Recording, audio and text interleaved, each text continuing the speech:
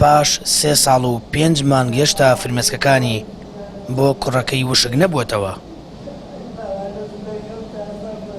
سەفوات عەبدوڵڵا لەلایەن ئاسایشی پارتی لەولێر وەک کەسوکارەکەی دەڵێن بێتاوان دەستگیر کراوە. سەفوات برایەکی بە پلەی نەقیب لە شەڕی داعش شەهید بووە.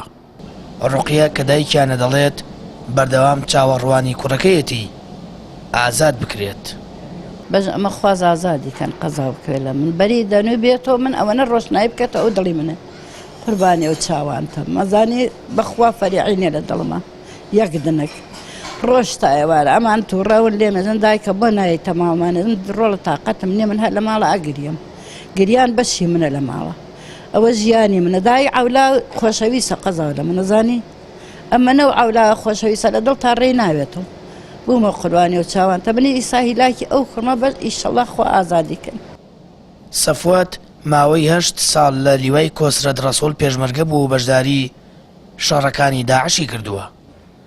براکانی دەڵێن تا ئێستا بەرپرسانی یەکێتی سۆراغی کوڕەکەیان نەکردو و بە پێی پێویست هەوڵیان بۆ ئازادکردنی نەداوە.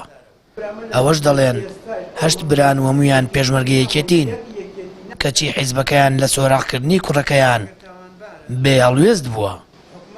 وەڵا 3 ساڵ و 5 مانگە گیراوە تا ئێستا دادگای نەکراوە یعنی بەبێ هیچ هۆیەک ئەگەر تاوانبارە ئێستاش من ئەیڵێمەوە ئەو کوڕێ برام ئەیدامی بکەن ئەڵێم دەستان خۆش بێ بەڵام بەبێ تاوان ئەو کوڕێ برام گیراوە بەس لەبەرەوە کە یەکێتیە 8 برای نەڕەشتەکەمان پێشمەرگەی یەکێتی بووین 3 کوڕی خۆم یەکێتیە یعنی معقول نییە بەس گلەیم ئەوە گازندەم ئەوە لە یەکێتی ئەوەیە یعنی 3 ساڵ و نیوە یەک برادری یەکێتی نەیتوانی هەوڵێکمان بۆ بدا لە لای پارتی ئەم کوڕی برام ئازادکە بەس ئەوە داواکاریمە گلەیەکەیشم بەس لە یەکێتی ئەوەیە.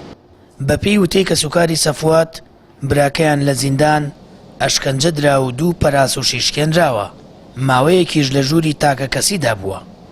ئێمە هەوڵمان داوە بەس هیچ کەسی ئامادە نەبووە بێ بەدەمانەوە لە مووسڵ شەید تاریخی برام شەید بوو لە ئۆپراسیۆنی ئازادکردنی مووسڵ ئێمە 8 برا پێشمەرگە یەکێتین 3 برازام لە دروستبوونی یەکێتی ئێمە یەکێتین تا ئێستا بەڵام بێوەفاترین حیزب یەکێتیە لە ئاستی ئێمە چونکە ئێمە ئەم ئیشەمانە بە یەکێتی بوو یەک بەرپرسێکی ناوەتەما چەند جار داوای بینی کاکپاڤێڵیشمانگە ئەسڵەم خۆیانداوە لە گێلی بەرپرسەکان ئەنە یەکێوری لە بەغا یەکێتی مەجالی نییە ینی بۆ ئێمە نییە بەس بۆ کەسانی تر هەیە جێگەی داخە.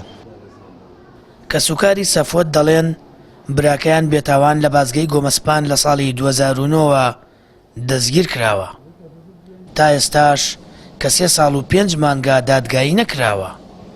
پێش دەستگیرکردنی دەستگیراندار بووە و پاش 2 ساڵ لە دەستگیرکردنی دەستگیرانەکەی جیابووەتە و ژیانێکی دیکەی هەڵبژاردووە.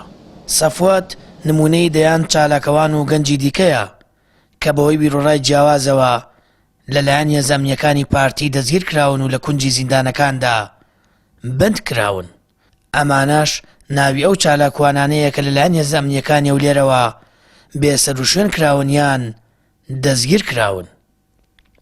داود سلێمانکانی لە ئامێدی، شەوکەت محەممەد تایر لە شێخان، سەدرەدین سلێمانی لە سۆران، ڕۆژگار محەممەد ڕزگار سلێمانی، سەفوەت عەبدوڵڵا لە هەڵەبجە، ئەفراسیاب محەممەد ساڵح لە هەڵەبجە، ئەکرەم ئیبراهیم ئامێدی، عادل عەبدوڵڵا هەولێر، ئیبراهیم مەجید چەمچەماڵ، تارق ناتق کەلار، جانگیر فەتاح تاوگۆزی هەڵەبجە، شێروان سەعید هەولێر.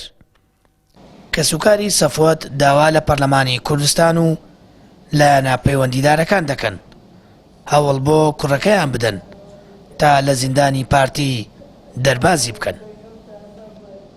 سامان فەتاح کەناڵی ئاسمانی پەیام هەڵەبجە.